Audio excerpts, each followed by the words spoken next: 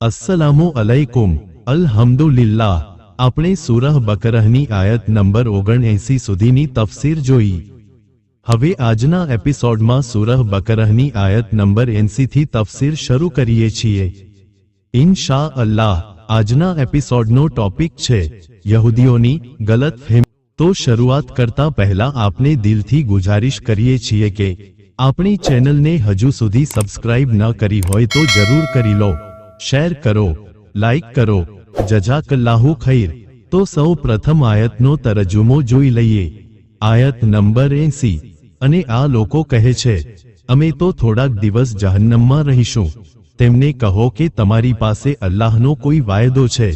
જો હશે તો ખરેખર અલ્લાહ તાલા પોતાનો વાયદો તોડશે નહીં, પરંતુ તમે અલ્લાહ ઉપર તેવી વાતો કરો છો જેનું જ્ઞાન તમને નથી। આ આયતની તફસીર આ લોકો કહે છે, એટલે કે યહૂદીઓ કહેતા હતા કે દુનિયાની કુલ ઉંમર 7000 વર્ષ છે અને 1000 વર્ષના બદલામાં એક દિવસ નરકમાં રહીશું, અને આ હિસાબથી માત્ર 7 દિવસ નરકમાં રહીશું। કેટલાક કહેતા હતા કે અમે 40 દિવસ સુધી વાછરડાની પૂજા કરી હતી, તેથી 40 દિવસ નરકમાં રહીશું। પરંતુ અલ્લાહ તાલાએ ફરમાવ્યું કે તમે અલ્લાહ સાથે આવું કોઈ વચન લીધું છે, પણ અલ્લાહ સાથે આ પ્રકારનું કોઈ વચન જ નથી। તમે અલ્લાહના ઉપર તેવી વાતો કરો છો જેનું જ્ઞાન તમને નથી, એટલે કે તમે એવો દાવો કરો છો કે જો આપણે નરકમાં જઈશું તો માત્ર થોડા દિવસો માટે જ જઈશું।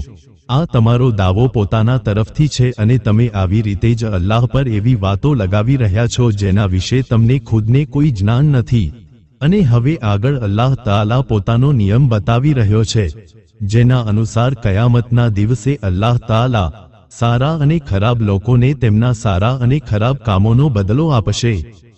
આયત નંબર 81।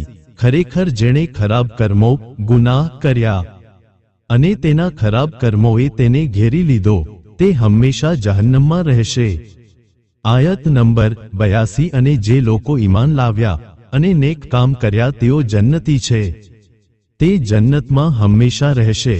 આ આયતની તફસીર। અને જે લોકો ઈમાન લાવ્યા એટલે કે જેઓ અલ્લાહ, તેના ફરિશ્તાઓ, તેની કિતાબો, તેના રસૂલો અને આખરી દિવસ પર ઈમાન લાવ્યા હોય, નેક અમલ એટલે કે સારા કામો। આ સારા કામો બે શરતો પર નિર્ભર રહે છે। 1. ફક્ત અલ્લાહની ખુશી માટે, આ કામો માત્ર અલ્લાહને ખુશ કરવા માટે કરવા જોઈએ। 2. રસૂલુલ્લાહ સલ્લલ્લાહુ અલૈહિ વસલ્લમ ની સુન્નત મુજબ, એટલે કે આ કામો રસૂલુલ્લાહ સલ્લલ્લાહુ અલૈહિ વસલ્લમ દ્વારા શીખવવામાં આવેલી રીત મુજબ કરવા જોઈએ। તફસીર સદી। આ આયતમાં યહૂદીઓના એક દાવાનો ખંડન કરવામાં આવી રહ્યો છે અને સ્વર્ગ અને નર્કના નિયમો વિશે વાત કરવામાં આવી રહી છે। જે લોકોના અમાલમાં માત્ર બુરાઈઓ જ હશે, એટલે કે કુફર અને શિર્ક, તેઓ નર્કમાં જશે। અને જો કોઈ મુસલમાન ગુનેગાર હશે તો તેનો મામલો અલ્લાહ નક્કી કરશે। અલ્લાહ ઈચ્છે તો તેના ગુનાહ માફ કરીને થોડા સમય માટે નર્કમાં રાખશે અથવા તો નબીની શફાતથી તેને સ્વર્ગમાં લઈ જશે। જેમ કે આ વાત સાચી હદીસો અને અહલે સુન્નતના અકીદા પર આધારિત છે। અહસનુલ બયાન।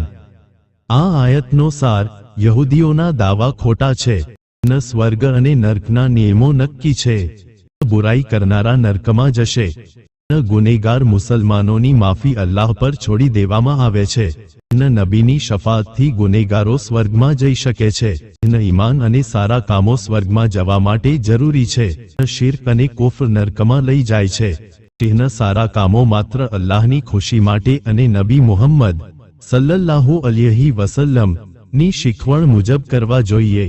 અહીં ઇસ્લામના અકીદા વિશે વાત કરવામાં આવી છે।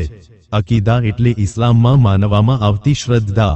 આ આયતમાં સ્વર્ગ અને નરક વિશેની માન્યતાઓ વિશે વાત કરવામાં આવી છે।